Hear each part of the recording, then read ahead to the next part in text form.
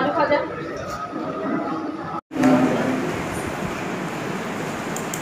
কারণ গাছ লাগানোর ফলে যত বেশি শীতের স্প্যানটা পাবে গাছের গ্রোথ কিন্তু তত ভালো। আমার প্রেফারেন্স হচ্ছে নভেম্বরের প্রথম দিকে গাছটা লাগিয়ে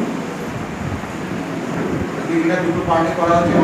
কীভাবে সিজারে গাছ করতে গেলে বিয়ার উপরে গাছটা বসাতে হবে। বিয়ার উপরে কাজটা চলছে রেজার মাঠে গাছ, এটা কমপ্লিট হলে পরে আমি বসিয়ে দেখিয়ে দেবো গাছটা পজিশনে রাখবে। গাছ নেওয়ার ক্ষেত্রে কোনো দামি নার্সারি থেকে নামি নার্সারি থেকে গাছ নেবেন উইথ ক্যার। একমাত্র আমি দেখেছি আমার অভিজ্ঞতা থেকে যেটা দেখেছি চকপুরের যে নার্সারি আছে বিশেষ করে পুরোটা একসঙ্গে ছিল, এখন ভালো।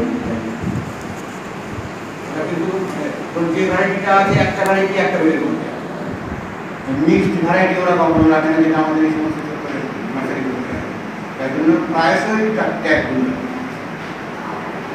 সেই কারণে নামি নার্সারি থেকে উইথ ট্যাগ গাছ নেবেন এবং চেষ্টা করবেন দু ধরনের বাড়ি নেবেন।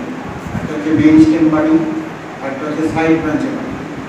চেষ্টা করবেন মেইন স্টেম বাড়ির গাছ,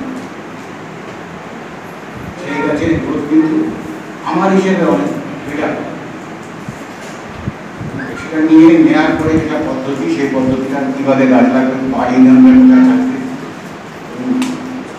প্রথম গাছ নিয়ে আপনারা কিন্তু প্রথমে 6 ইঞ্চি, অনেকে দেখি আমার গ্রুপে অনেক কোশ্চেন আসে, অনেকে আমার মেসেঞ্জারও ছবি পাঠিয়ে গাছটা নিয়ে প্রথমে 10 ইঞ্চি লাগিয়েছে।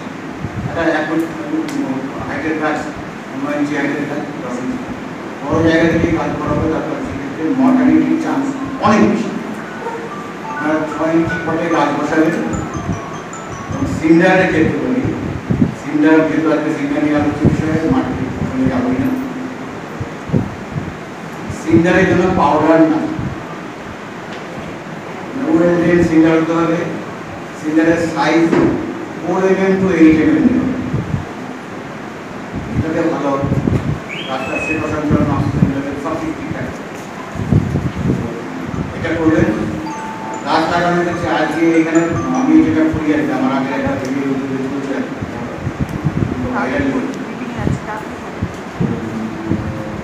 6 ইঞ্চি পরে গাছ বসাবেন, নিচে পট ভাঙা দেবেন, টপ ভাঙা তারপরে সিঙ্গার দেবেন।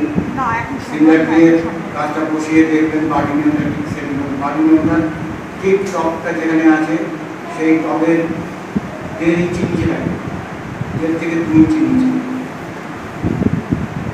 এবার 2 ইঞ্চি গাছটা বসিয়ে দেখছিলাম কী হচ্ছে কিনা, এবার খানিকটা গ্যাস দেবেন। এইবার উপর দিয়ে 50 গ্রাম ভার্মি কম্পোস্ট, 50 গ্রাম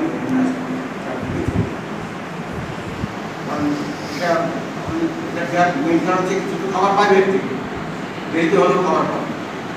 আর আরেকটা মেইন কাজ যেটা করবে সেটা ময়েশ্চার করবে। এটা গাছের ক্ষেত্রে বিড়াল সঞ্চালনের ক্ষেত্রে সুবিধা নেই। এবারে আগে আর মন্দাসটা দিলেন, দেওয়ার পরে বাকি নিয়ম ঠিক করা কিছু মিস করতে হবে। এটা হচ্ছে গাছটা প্রাথমিকভাবে লাগানো নিয়ম, বাট দুরকমভাবে লাগবে।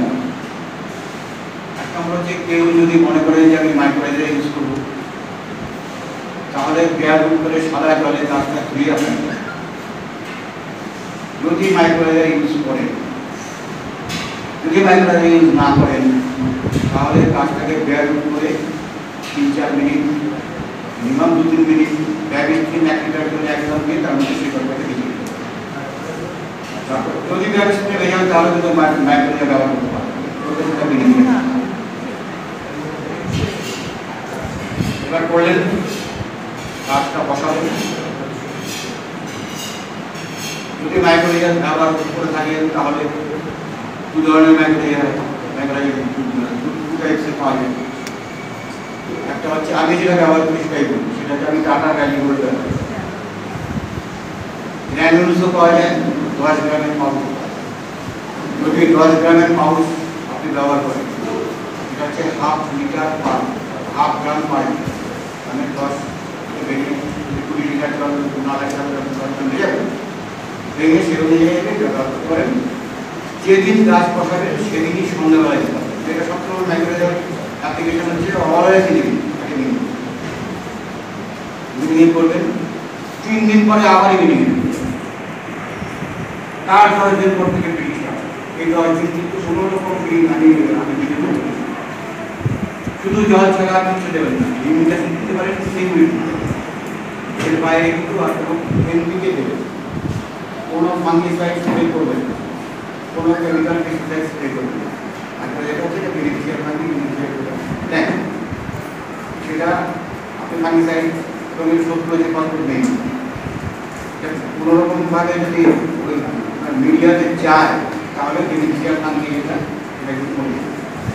এই 10 দিন টাইম দিচ্ছি কেন, এই 10 দিন টাইম যথেষ্ট পরিমাণে মাল্টিপ্লিকেশন করে ফেলবেন, এতটাই পরিমাণে মাল্টিপ্লিকেশন করে ফেলবেন যে কোনো ব্যাড ফাঙ্গাল যেগুলো আমাদের গাছের ক্ষতি করে সেগুলো তাকেও করতেই